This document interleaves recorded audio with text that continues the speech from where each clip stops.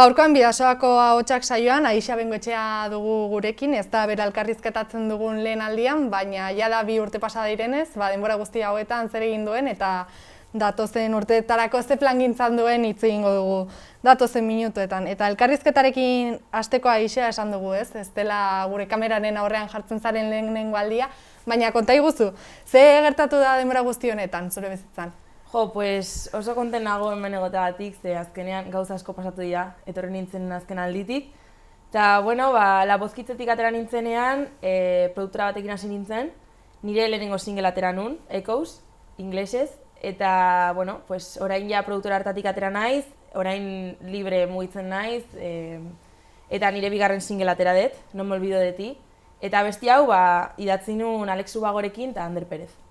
Esan dugu moduan, 2 urte pasa dira ez, eta denbora honen ostean erabaki duzu orain zure bidea bakarka hastea, zergatik hartu duzu erabaki hau? Batez ere nire bizitza bilatzeko. Azkenean, produkturarekin asko ikasi nun, eta orain esaten nun, informazio honekin dakidan guztiarekin behar dut ez, nire kontutik gauzak egitea eta pixkat gauza berriak ikastea nire aldetik. Bide berri hau hasi duzu, ez dakit etapa berri baten hasiera izango den zuretzat ere ez horrela planteatzen duzun. Niretzat oso garrantzitsua da etapa hau, zen azkenean ez dakazu ekipo baten pixu hori ez atzean, eta azkenean bakarrik zaude, kasu honetan nire amarekin eramate dut dena. Eta orduan, etapa berri bat da, urduritasun askorekin eramaten dut, baina era berean niretzat momentu importante bat da. Hori esan duzu moduan, orain da zure lankidea, ez dakit nola kudeatzen den hau, erresa den edo nola moldatzen zareten bien artean? Oso ondo, oso konten nago nire amak eramatea, batez ere nire amak oso ondo lan egiten du, eta azkenean berarekin oso ondo eramaten naiz, eta azkenean nire ama da. Orduan, ama baina hobeto nork egingo du lan hori ez bere alabarentzat. Noski, eta azaldu duzu moduan, oraintxe bertan, zure bigarren abestia atera duzu, konta iguzu, nola izan da kaleratze hori? Oso konten nago kaleratze horrekin, idatzi nion Alex Ubagori abestia konposatzeko, eta esan zidan baiez, arazorik gabe, eta orduan joan ginen estudiora, egin genuen abesti hau, eta benetan abesti hori buruan nekala denbora askontz, eta azkenean ateratzea erabaki nun, eta oso konten nago. Eta abestia ateratzeko momentuan, Alex Ubago bezalako kantari ezagun baten babesa ukitzea, imaginatzen dut nolabait ere lagungarria izango dela, ezta? Bai, Alex Ubagoren babesa niretzat oso garrantzitsua izan da, baina batez ere abestia ikusten dela hor bere esentzia dagoela, Ander Perezen esentzia dagoela, nire esentzia, eta niretzat hori oso berezi izan da. Eta konta iguzu, abesti hau atera ostean zeintzuk dira zure asmoak? Ez dakit beste abestirik ateratzeko asmorik duzu epe laburrean, edo? Bai, nire asmoa orain da abesti gehiago ateratzea, pixkanaka, saiatzea beste artistekin baita ere abestiak ateratzen, poliki, eta nire bidea bilatzen. Eta abesti hauen ostean, ez dakit diskorik ikusi halko dugun, edo ja horrelakorik pentsatzen hasi altzaren? Espero dut baiet disko bat ateratzea, baina momentuz singletaz okupatuko naiz, gutxinaka bestiak ateratzen, zeia da nire lehenengo singletik bigarrenera denbora asko pasatu dela, orduan orain pixkat martxa hartu nahi dut, eta gero ja ikusiko da. Denbora asko pasada, baina denbora honetan gauza berriak ikasteko aukera izan duzula imaginatzen dut ere, ezta? Bai, gauza pilo bat ikasi ditut, sare sozialekin orain askoz gehiago eta hobeto moldatzen naiz, ez dakit, denetarik ikasi dut, abestia konposatzen, kuarentenan pilo bat konposatu dut, eta, azkenean, pixkanaka, hobeten.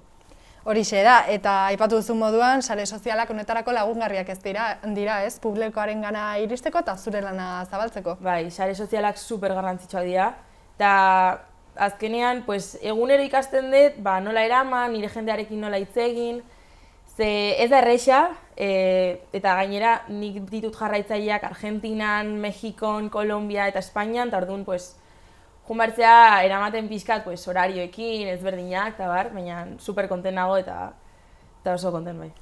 Noski, eta sare sozialen alde hona aipatu dugu, baina alde txarrago bat bada ere, ez dela erresa besteengandik desberdintzea, azkenean sare sozialetan bestia sortzen dituzten pertsona asko daude, eta benetan jendea erakartzea eta zure jarraitzaile bihurtzea ez da erraza izango, ez? Bai, hori da, azkenean jende asko dago sare sozialetan, gaur egun kontenido asko ikusten dugu, eta orduan zaila da besteengan ezberdintzea, baina azkenean hortarako gaude denak, ez? Saiatzeko pixkat besteongan ezberdintzen eta gure tokia bilatzen.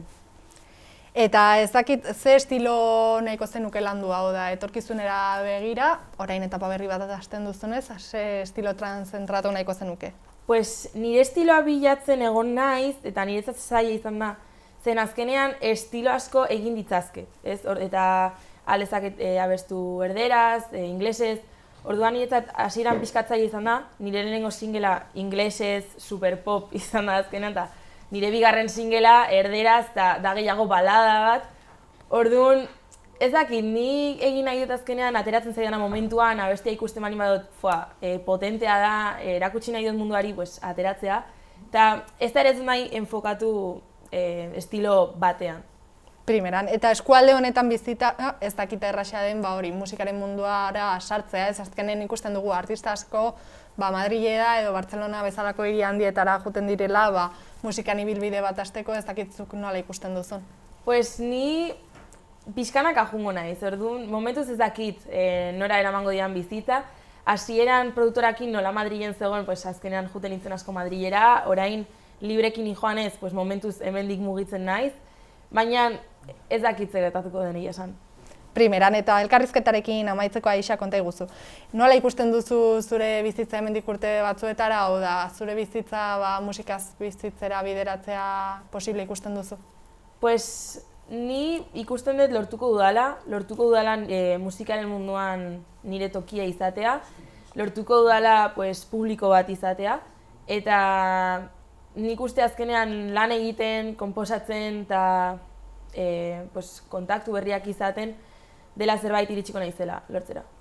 Primeran, Aixa Bengoetxea, mila esker zure hitzengatik eta gure hurbiltzeagatik. Eskerrik asko zuei.